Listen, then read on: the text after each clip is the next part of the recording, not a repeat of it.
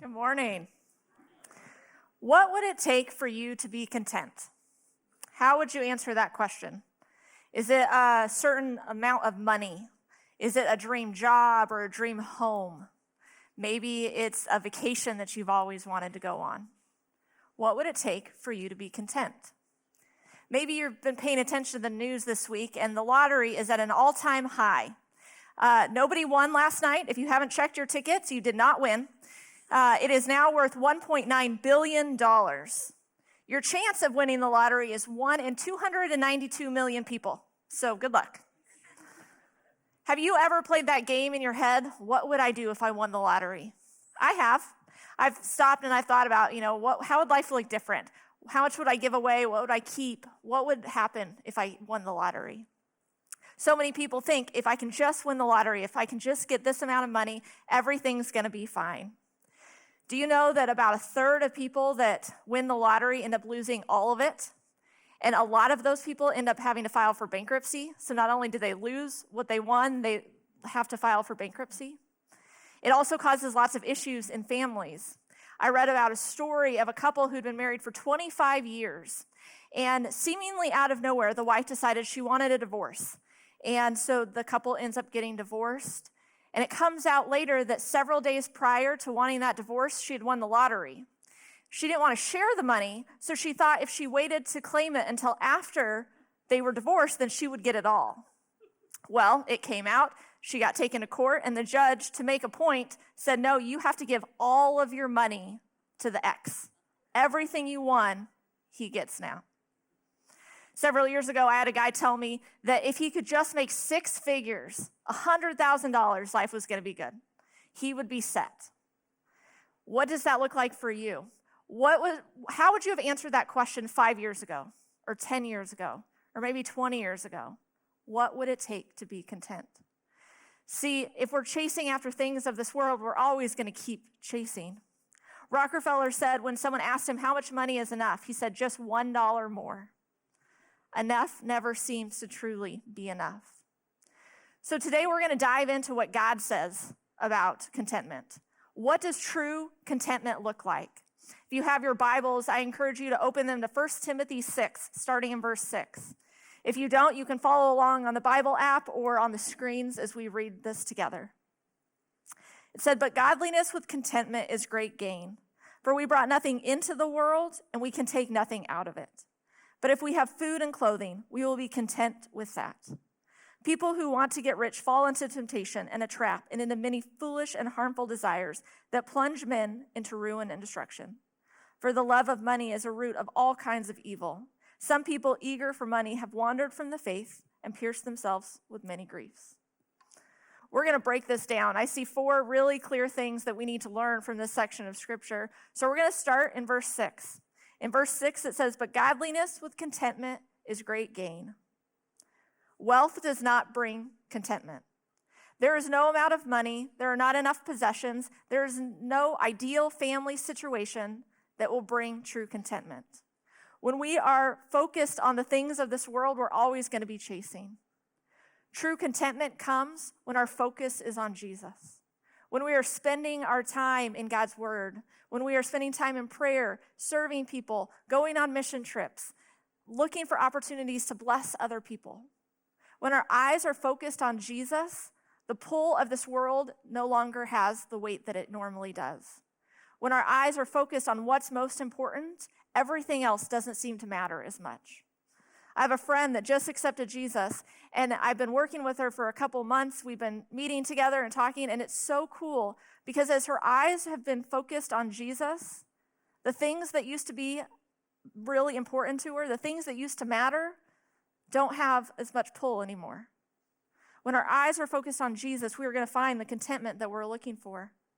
The word contentment here means an inner sufficiency that keeps us at peace in spite of outward circumstances. True contentment is living a life satisfied. Our circumstances do not control our contentment. The same word for contentment used here is used by Paul in Philippians 4, 11, and 12.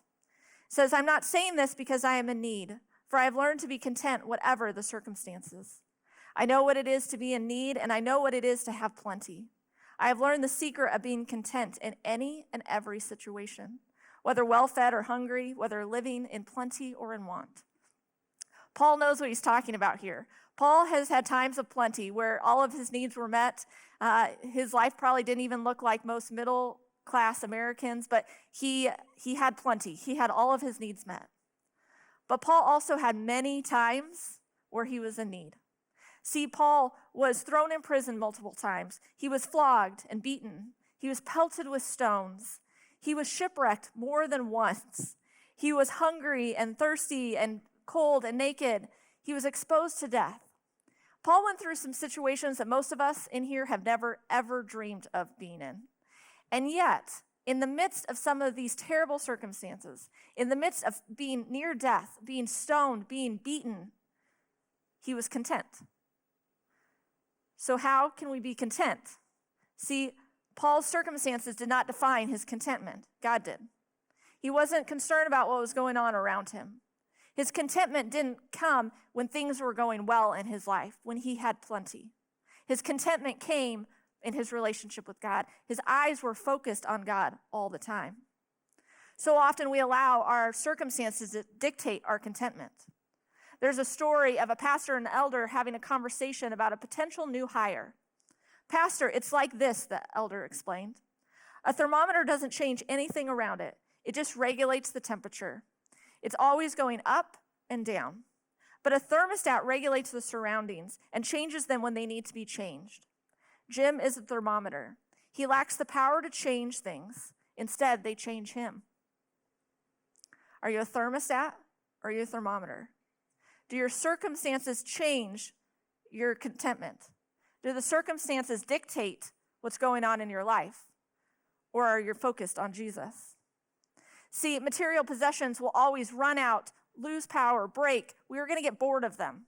Think back to Christmas last year. What'd you get for Christmas that maybe you really wanted and you don't even remember it, or you don't touch it anymore, or it doesn't have that value? Material possessions and circumstances in our lives will never be perfect. They'll never be enough. If we're always looking for our contentment in things of this world, we're never going to be truly satisfied. So often we're trying to fill a void or impress other people when we buy things, when we go after that next thing. And yet, how often do people even care? How often are people even impressed? Sometimes they don't even notice, and if they do, maybe they're impressed for a moment, but the next day somebody else has something else that they're impressed with. We're always trying to chase after the next thing. Our true contentment will only come when we're focused on eternal things instead of earthly things. The more we want, the more we want, the more we want. When we're looking for satisfaction in this world, we're never going to find it. Verse 7 continues, "For we brought nothing into the world, and we can take nothing out of it." Wealth doesn't last. Think about babies when they come into this world. They are naked, they are cold, they are mad that they are part of this world now, right? They are not happy. And when you die, you don't get to take anything with you. You don't never see a hearse driving away with a trailer following it, right? You can't take it with you. It doesn't matter once you die. And we're all going to die. So where is our focus? Where are we spending our time and attention here on this earth if what we are gaining, earthly possessions, don't really matter? Matthew 6:19-20 says, "Do not accumulate for yourselves treasures on earth, where moth and rust destroy, and where thieves break in and steal. But accumulate for yourselves treasures in heaven, where moth and rust do not destroy, and where thieves do not break in and steal." In Matthew 6:24, Jesus says, "No one can serve two masters, for either he will hate the one and love the other, or he will be devoted to the one and despise the other. You cannot serve God and money." Who are you serving? Where's your focus and your attention? Are you trying to gain things of this world, or are you trying to leave an impact in heaven?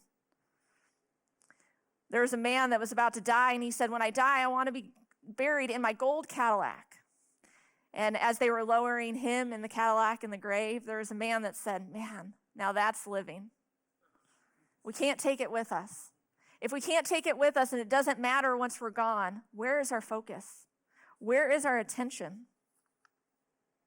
Verse 8 continues, But if you have food and clothing, we will be content with that. Our basic needs are easily met. If we asked everybody in this room, what would your needs be? We'd probably get some different answers. For some of you, it might mean caffeine. And you need that caffeine before you see any person the next morning, right? Before you talk to anyone, you need that caffeine. Or maybe it's your animal. Like that is a need in your life. You cannot survive without them. But the reality is there's 4 basic needs: our food, clothing, shelter, and water. And those are typically, especially in America, easily met. Those needs that we want, that we have. But those wants, those are huge. And those wants have filled our lives so full that we forget about our basic necessities, right? We forget how to be thankful and grateful for what we actually have. Warren Wiersbe says, too many of us know the price of everything and the value of nothing. We are so glutted with luxuries that we have forgotten how to enjoy our necessities. We have filled our lives so full of stuff that we need more and more and more to be satisfied. We get that thing that we're dreaming of that we want, right? That job or that career or that money or that house or that location next to our family, and we think everything's going to be good. But as soon as we get it, then we're wanting more. Christmas is coming, and maybe your family is like ours, where all the kids write out their Christmas lists. They write these lists of all the things that they want, right? So that the aunts and uncles and grandparents can get them a gift for Christmas. We love doing this. It's fun. And these kids don't need anything, right? All of their basic needs are easily met, plus more. And for many of them, they're trying to figure out, what is it that I even want for Christmas? What is it that I would like to put on my list? Well, last year, one of my nephews spent a lot of time working on his list. He came up with a 3-page, single-space typed letter of everything that he wanted for Christmas. We had no shortage of options for him. Do you know he had to go to Amazon and look around on Amazon and see all the things that he might want? He didn't even know. He couldn't come up with that, but he looked on that. Maybe your kids go to a store to look and see what they would want, or they have to look in a magazine to try to figure out what they want. See, it's funny, and we can laugh at it, but adults aren't that different. Our lists might look a little different, and we may not even write out our list, but I bet in your mind you can probably come up with several things that you want. That new TV, that dream vacation, that new outfit, that the desire to go somewhere or do something or have something. See, we're always wanting more. I learned many years ago not to go window shopping. I do enjoy shopping. It's something I like to do. But I've learned that if I go window shopping, then I'm going to want something. If I don't know it's out there, then I don't want it, and I'm content, right? But if I see it, even if I don't buy it, I'm like, oh, I'll think about it later. That would have been cool to have. I might like that. Maybe I should go back and get it, right? So if I don't even go out, then I don't need it. I don't want it. And even when I do go with a plan, and I take that need very loosely, that I need something, I'm very intentional about what I get. The same is true of commercials. Do you know advertisers spend millions and billions of dollars every year on advertising? So it's calculated that in 2021, they spent $297.5 billion on advertising.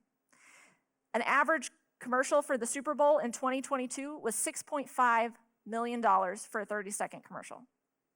So why are advertisers willing to spend a fortune on this? Because it works.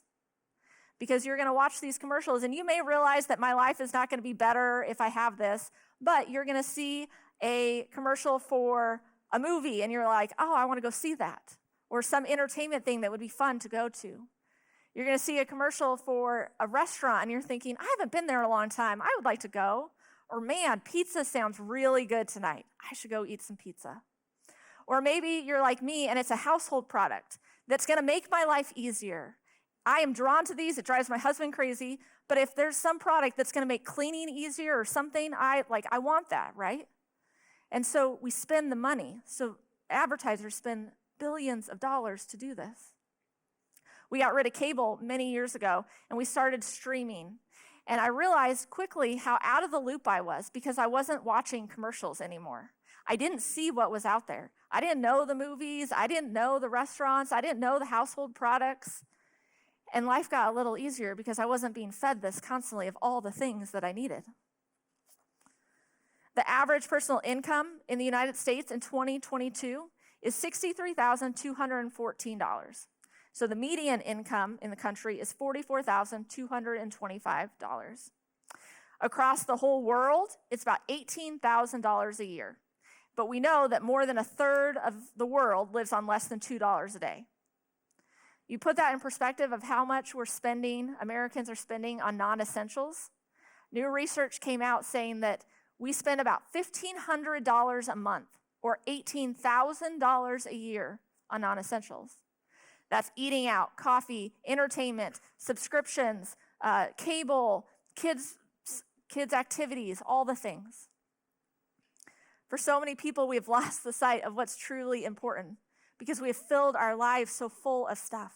We want and we want and we want. And the more that we fill it, the harder it is to find that contentment because we have blocked Jesus out of our lives. 1 Timothy 6:17 through 19 says, "Command those who are rich in this present world not to be arrogant, nor to put their hope in wealth, which is so uncertain, but to put their hope in God, who richly provides us with everything for our enjoyment. Command them to do good, to be rich in good deeds, and to be generous and willing to share. In this way, they will lay up treasures for themselves as a firm foundation for the coming age, so that they may take hold of the life that is truly life." I'm not saying you need to go sell all your possessions and give it all away. But where is our focus? God has given us things for our pleasure, but is our focus on things? Is our focus on circumstances? Or is our focus on Him? Paul finishes this section by saying in verse 9 and 10, "Those who want to get rich fall into temptation and a trap, and into many foolish and harmful desires that plunge people into ruin and destruction. For the love of money is a root of all kinds of evil. Some people eager for money have wandered from the faith and pierced themselves with many griefs." The desire for wealth leads to sin. When we fill our lives with the desire to be rich, we're going to do some things to get there. What does that look like in your life? Is it lying on your application or your interview to get that job? Is it taking some shortcuts to save a few bucks? Is it not reporting all of your earnings to the IRS so you can save some money? Is it teaching your kids to lie about their age so you can save some money when you're out and about? Maybe that one hit home. I just read an article about a family that went to Disneyland, and the mom didn't want to pay for the daughter to go in. The daughter was about 5, and so she took the daughter in one of those baby carriers that hooks into the stroller, put the 5-year-old in the baby carrier, covered the legs with a blanket so you couldn't see, and went through ticketing and security and all that to get inside. And then she takes the 5-year-old out once they got past everything, and they go about their day just to save a few dollars. What are you willing to sacrifice in order to make a buck? Maybe it's your family and your friends. You're sacrificing time with them because you're trying to climb the corporate ladder to get that next deal or make that next sale. Maybe it's you're sacrificing your time with Jesus. You don't have time for Jesus. You don't have time to serve. You don't have time to do all these things because you've got to get ahead. You've got to get to this next goal. Riches are a trap. They lead to bondage and not freedom. The desire, instead of giving satisfaction, riches create additional lust and desires, and they must be satisfied.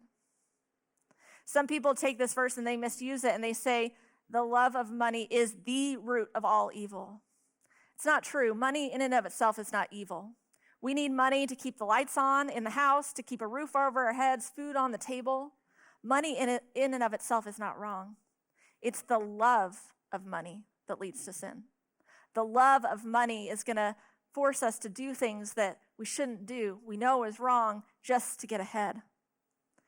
Possessions don't make you godly. The more you have doesn't mean that you don't love Jesus, and the less you have doesn't mean you love Jesus more. Where is our focus? Is our focus on Jesus? Is our focus on living the life that He has called us to do? Is our focus on reaching people for Jesus, making disciples who make disciples? Or is our focus on things of this world?